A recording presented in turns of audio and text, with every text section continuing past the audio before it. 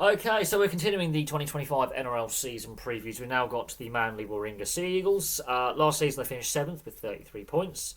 Their points differential is really interesting. So they're the lowest ranked side with a positive points differential for for and against. Points scored, points conceded. It's the number of it's the actual total of their points differential of 113 in the positive, which is higher than some teams that actually finished in the top four. Oh yes, that is a really surprising for and against, which shows their attack really worked really, really well. Head coach is obviously Anthony Seibold. I just find that really curious because we're going to see teams that finished above them with lower points differentials. So, the pros that I can see is they've got a very mobile pack and they've got very explosive, quick outside backs. There's a lot of pace in this side. The spine, when it's all fully fit, is one of the best spines, I think, in the top 8. You've got Cherry Evans and Trebojevic in there, and Croker as a pretty solid 9. So I'm not worried about their spine, as in their starting spine. It's when we get to the depth. Their attack, obviously, it's got pace, it's got mobility. They got some of the fastest. You've got Jason Saab when he's fully fit. It's one of the fastest players, if not the fastest player in the NRL. Tom Trbojevic is, well, Tom Trbojevic, when he's fit and playing at his best, he's one of the most destructive ball runners in the game because he can play fullback, play wing, play centre, and some of the lines he takes, he basically makes a secondary centre on left or right, and can create overlaps and strike runs off set plays or in open play. So they got a quick side, they got a mobile side, and they've got a very skilled side. But problem is, let's say Cherry Evans, he is getting older. Let's say little niggles start to become a bit more serious. Let's say Tom Trbojevic doesn't play a full season, which is highly likely looking at his injury record. Let's say there's a few injuries in the pack. Maybe some injuries in the outside, but maybe Jason Saab goes down with another injury. He's had a few injuries himself. That depth. And Tom Trbojevic's fitness, because Turbo, they're heavily reliant on him. Their win percentage with him is ridiculous. Their win percentage without him in the side is worrying. Now, they're not saying they're overly reliant on Tom Trbojevic, but their attack works better with him in the side because it's suited to Tom Trbojevic. Now, Ruben Garrick can play fullback, but the way he plays fullback is different to how they would set up their normal attacking structures. And they don't, sometimes this is a concern, they don't have a Ruben Garrick plan B with how he would play fullback if he was to be the backup fullback for Tom Trbojevic. So be it during Origin or for injury, whatever reason, Ruben Garrick is a very, very competent fullback. He just plays that position so differently to Turbo that it doesn't work in the same way with the attack and the defence. There's no doubt Ruben Garrick, at any other club would be the starting fullback or starting winger or centre. No doubt on that. And as a centre and as a winger, he's a very, very good centre. He's a very, very good winger. He's also a very, very good fullback. The problem is Turbo is the out-and-out fullback who can also play the same positions as Ruben Garrick. So it's weird. The problem is, as I say, the way he approaches attack and defence doesn't necessarily suit Plan A. And I think that's a weakness is when Cherry Evans is playing Origin or Turbo is playing Origin and Ruben Garrick has to fill in at fullback, the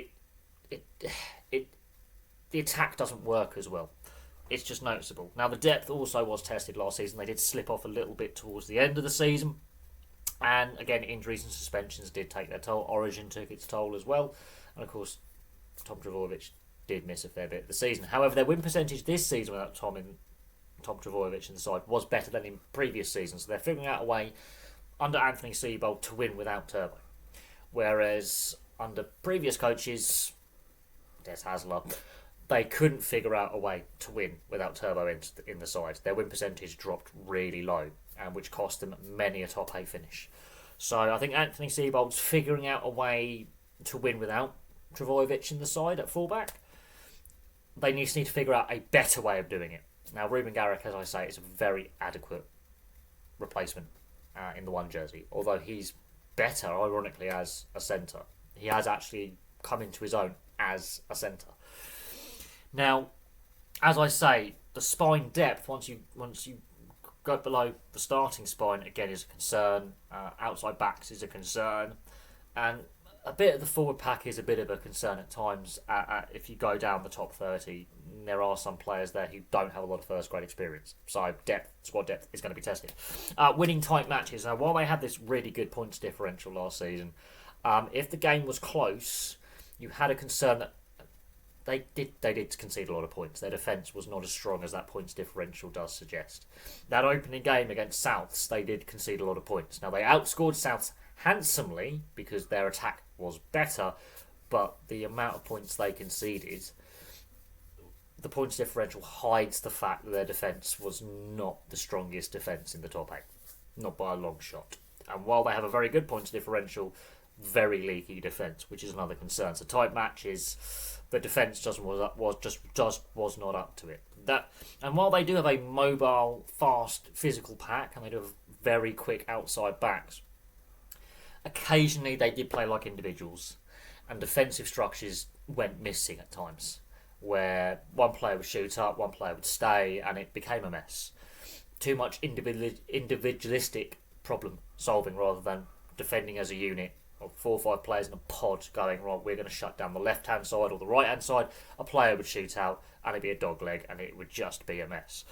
So as I say, the attack does paper over some of the defensive deficiencies. Defence is an area they need to work on. Now, I think they probably will have worked very hard in the off-season on that.